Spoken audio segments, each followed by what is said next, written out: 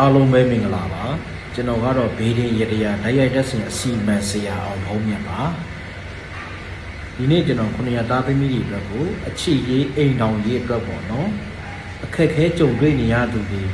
ပြဿနာဘောင်းစုံနဲ့ရင်ဆိုင်နေရသူတွေအတွက်ကိုအစီမံရတရားတစ်ခုနဲ့ကျွန်တော်မိတ်ဆက်ပေးသွားမှာဖြစ်ပါတယ်ဒီအစီမံရတရားလေးဟာ900သားသမီးကိုအေးချမ်းမှုနဲ့ပျော်ရွှင်မှုကိုဖန်တီးပေးပါလိမ့်မယ်ဒါကတော့ကိုယ်တိုင်လောကမဲ့ရတရားလေးဖြစ်ပါလေဗျာလုပ်ပုံလုပ်နည်းလေးကိုလည်းကျွန်တော်တည်တည်ချာချာစနစ်တကျပြောပေးမှာဖြစ်ပါတယ်အချစ်ရေးမှာကိုယ့်ပေါ်မှာတတန်းကြလာတာနဲ့များအချစ်ပေါ့လာတယ်လို့ခံစားနေရပြီလားအိမ်တော်တတန်းကြလာတာနဲ့များကိုယ်အိမ်တော်ဘက်ကကိုယ့်ပေါ်မှာအရင်ကလိုဂယုမဆိုင်တော့ဘူး80 80ဖြစ်နေပြီသူအစ်စ်တွေးနေပြီလားဒါမျိုးတွေဇဝေဇဝါဖြစ်နေမဲ့အစားဆရာအခုပေးမဲ့အစီအမံရတရားလေးကိုလုပ်ကြည့်လိုက်ပါညာမကြခင်မှာပဲအဆအဆအရာရာအဆင်ပြေလာပါလိမ့်မယ်လုပ်ပုံလုပ်နည်းနဲ့လိုအပ်မဲ့ပစ္စည်းလေးတွေကတော့ကျွန်တော်တို့အနှိမ့်သက်ဘူးတစ်လုံးလိုမယ်ပြီးရင်ကိုယ့်ရဲ့ချစ်သူဒါမှမဟုတ်အိမ်တော်ဘက်ရဲ့ဓာတ်ပုံကိုယ့်ရဲ့ဓာတ်ပုံလိုမယ်ဒါတော့ဓာတ်ပုံကတော့ passport size တေးလေးဆိုရပါတယ်เนาะပြီးရင်စော့ပင်အနီရောင်ဒါမှမဟုတ်အပြာရောင်တစ်ချောင်းလိုမယ်เนาะပြီးပြီဆိုရင်ဖျောင်းတိုင်နဲ့တိုင်လိုမယ်ဒီပစ္စည်း၄မျိုးတည်းနဲ့အစီမံကိုလုပ်ပေးသွားမှာဖြစ်ပါတယ်ဘလို့လုံးရမှာလဲလုပ်ပုံလုပ်နည်းကိုလည်းဆရာဒီချာချာပြပြပေးပါမယ်လုံးရမယ့်အစီမံပုံစံမျိုးကတော့လွယ်လွယ်လေးပါအနှိမ့်တဲ့ဘူးလေးတစ်ခုကိုသွားဝယ်ပါကျွန်တော်တို့ဖျားဆောင်းတန်းနေမှာဝယ်လို့ရပါတယ်ဘူးနှလုံးပါတဲ့အနှိမ့်တဲ့ဘူးလေးတစ်ခုပေါ့နော်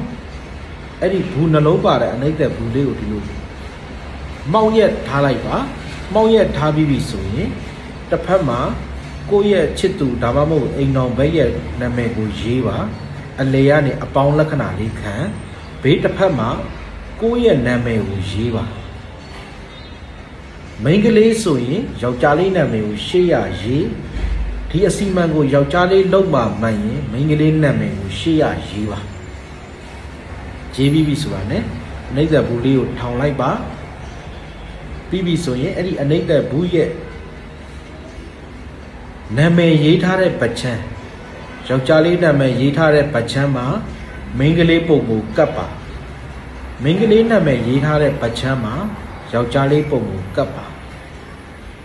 ကပ်ပြီးပြီဆိုရင်အဲ့ဒီအနှိမ့်သက်ဘူးလေးကိုတည်တည်ချာချာကိုယ့်ရဲ့အိတ်ခမ်းထဲမှာလုပ်ရမှာဖြစ်ပါတယ်နော်ဒါကဘုရားရှင်တို့ဘုရားဆောင်တို့မှာတွားပြီးလုပ်လို့မရပါဘူးအဲ့ဒီအိတ်ခမ်းရဲ့ခေါင်းရင်းဘက်ချမ်းကိုလုပ်ရမှာပါခေါင်းရင်းဘက်ချမ်းမှာထားပြီးတော့မှလုပ်ရမှာဖြစ်ပါတယ်နော်လုပ်ပုံလုပ်နည်းကိုတော့ဆရာခုပြောပေးနေပါတယ်တေချာတဲ့ဂရုစိုက်ပြီးနားထောင်ပါနားမလဲနောက်တစ်ချိန်ကြည့်ပါနားမလဲအချိန်ချင်းကြည့်ပါဒီဗီဒီယိုလေးကိုအဲ့ဒီဘူးလေးမှာတစ်ဖက်မှာကိုဓာတ်ပုံကနောက်တစ်ဖက်မှာသူ့ဓာတ်ပုံကသူ့ဓာတ်ပုံကမဲ့အောက်ခြေရင်းမှာကိုနာမည်ဖြစ်ရမယ်ကိုဓာတ်ပုံကမဲ့အောက်ခြေရင်းမှာသူ့နာမည်ဖြစ်ရမယ်နော်ပြီးပြီဆိုရင်အဲ့ဒီဘူးလေးနှစ်ဘူးရဲ့အပေါ်မှာ